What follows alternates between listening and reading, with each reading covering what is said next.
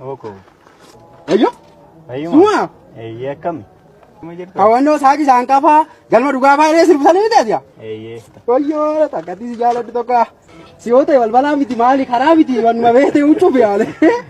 Ayyo ayya sima. Fayyuma jirta? Jirta. Naguma. Baay'ee si beekaa asin jaaladha. Akkamiree na beektaa noo?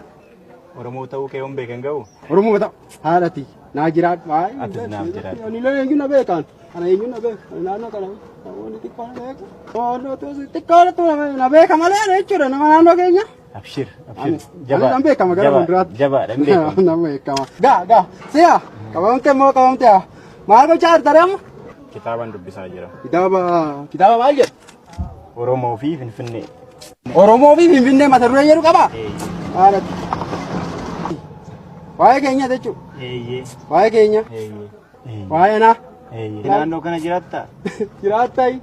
Amma echaan jiraadha. Durii kanan jiru amma eenyutu jira. Amma gaa kanatti na argitu waan akka. Waan nan ta'e moo? Wa dhiisi. Si'a. Amma echaa hin argadda ammoo soon kitaaba kana argaddee don dubbiseefa. Baay'ee natti tola birri qarshii eessa fuudha. Dubbisuu dandeessaa siif laaddu? Garaa dubbina maa jechuun ammas jaaladhu akkas hin jibbine itti waan biyya. Waa taali nan dubbisa baay'een dubbisa. Siif kennuure?